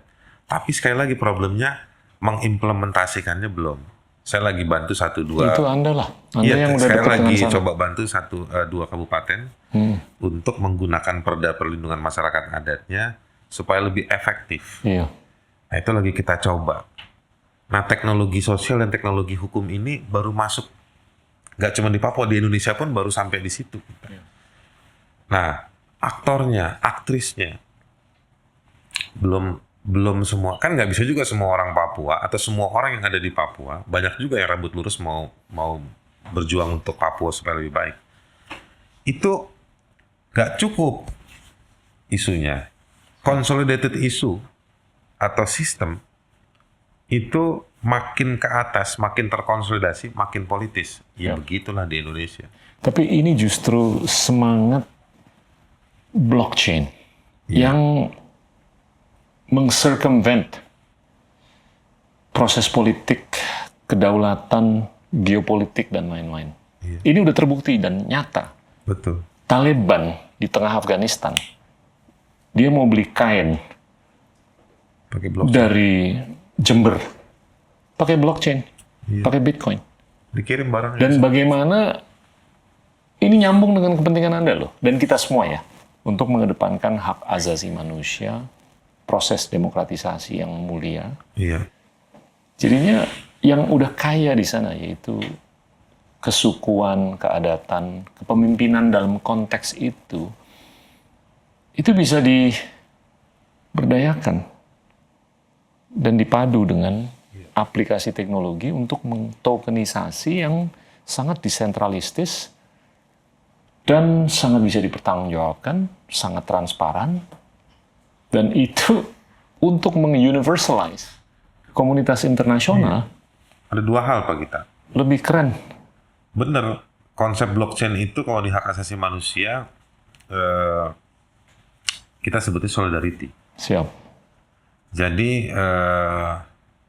saya lupa tuh Profesor Ham dari Australia, dia sosiolog Ham, dia bilang begini, the value, Bukan yang dari Amerika. bukan, Jared Diamond. bukan Jared Diamond, saya lupa. Oke, sorry. Saya ingat pasti saya sebutin. Dia bilang ada value itu terinstitusionalisasi lewat negara. Siap. Nah, ketika negara gagal, maka yang muncul solidaritas. Solidaritas ini kemudian menafsirkan ulang, memperkuat, memoles lagi si value. Nanti dari situ mengoreksi lagi, ada lagi institusi baru. Entah negaranya baru, rezimnya baru, atau penguasa baru kayak gitu. Tapi kalau dia berkhianat, rakyat akan bangkit lah, kira-kira bahasa demonya itu gitu. Rakyat akan bangkit untuk bersolidaritas gitu. Blockchain, dia kan nggak bisa dikontrol, nggak bisa diintervensi. Nah, jadi sebenarnya secara human chain itu udah ada.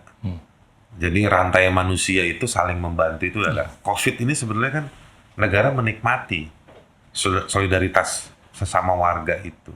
Dan gini loh Haris, sorry saya potong ya. Blockchain ini secara empiris sudah terbukti bisa eksis di era rezim yang authoritarian. Iya. Dan itu nyambung dengan demokratisasi. Iya. Karena desentralistis. Sorry, silakan. Terus? Maksud saya poinnya ke situ, Pak. Iya. Modalnya itu di antara manusia udah ada. Nanti sebelum mereka udah ketemu language-nya sendiri. Tools di antara mereka tuh mereka udah ketemu. Beberapa komunitas korban itu punya kegiatan rutin saling kumpul di rumah siapa tiap bulan. Ya. Patungan. Komunitas adat di Sumba Timur tiap 2 tahun ada festival pangan. Siap. Nah, jadi modal itu ada. Nah, kemudian saya paham maksudnya Pak Gita. Dia ketemu dengan satu modal tambahan aplikasi yang sharing juga di situ kan. Dan itu dia akan membesar. Ya. Terus terang saya excited dan ngeri juga. Ya. Kalau aplikasi blockchain itu menjadi komunitas HAM tadi itu. Ya. Jadi di Indonesia atau di negara manapun orang itu hanya 3 dimensinya aja. Ya. Tapi imajinasinya, idenya, sharingnya, crowd-nya ada di blockchain. Ya. Nah, kemarin itu sempat ada di Facebook kan. Ya. Cuman orang banyak kecewa sama Facebook, kabur. Nah, memang saya dengar ada beberapa komunitas yang udah pindah ke blockchain itu. Ya. Nah, itu memang juga jadi pilihan dalam kerja solidaritas yang lebih aktif. Ya. Seperti mobilisasi, Ya. mengorganisir, baik yang heavy-nya atau beratnya ke sektor ekonomi, pemberdayaan, Ya. baik juga yang politis. Nah, itu pasti nanti perlahan-lahan ke sana. Ya. Saya yang kasih tahu saya kayak begini nih, kira-kira ada 3 tahun lalu. Teman saya, freak sama IT. Ya. Dia bilang, lu kenapa nggak pakai blockchain? Ya. Saya bilang, lu gila apa kerja HAM pakai blockchain? Kita kan justru pengennya orang kita pengennya kayak toples. Ya. Bisa dilihat. Kalau orang mau gabung, kita tinggal buka tutupnya masuk. Tapi Tapi dia bilang kalau untuk aman nggak amannya, dia bilang pakai blockchain. Semakin nyata. Ini toples yang digital. Iya. Dan mungkin loh ini bisa menjadi salah satu jawaban. Haris, kita udah ngobrol panjang nih. Udah kelamaan ya, Pak? Enggak. Ada pesan-pesan akhir untuk kepentingan kita maju ke 2045? Saya tuh paling takut kalau ruang proses ditutup. Ya. Jadi saya selalu nitip diri saya ke orang lain supaya atau saya janjian sama orang lain kalau saya bisa punya kelebihan ya apapun kelebihan waktu tenaga untuk ciptain ruang proses itu. Ya. Gitu. Jadi apapun kita harus kreatif ya ciptain ruang proses itu. Setuju. Selain saya terima kasih sama Pak Gita, menurut saya Pak Gita dengan kerumitannya, masa lalunya, historisitasnya, visinya, penting untuk buka ruang proses itu. Iya. Nggak cuma lewat ini video seperti ini, tapi menurut saya di non video atau di bentuk 3 dimensi lainnya,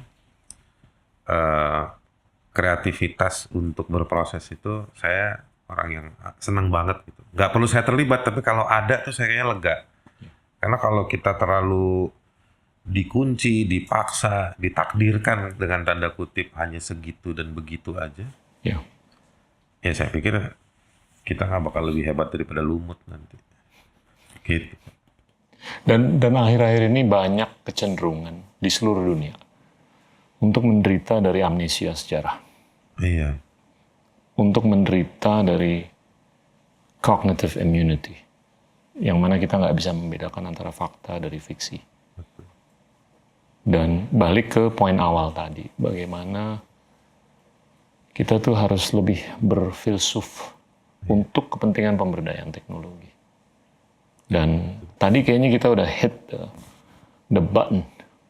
Iya. Mungkin salah satu jawabannya adalah bagaimana kita bisa meng-create transparansi, akuntabilitas iya, untuk hal-hal yang penting untuk kita semua yang Anda kedepankan selama ini, termasuk hak asasi manusia, iya. free will, dan segalanya. Ya kan? Betul Pak, mantap nih. Thank you, Haris. Bapak nggak capek diskusi sama orang harus dalam-dalam terus diskusi? Saya lihat video. Enak. Bagus. Enak. Iya enak, tapi menikmati juga. Sip. Makasih Pak. Thank you. Teman-teman, itulah teman kita, seorang aktivis hak asasi manusia, Haris Azhar. Terima kasih. Inilah Endgame.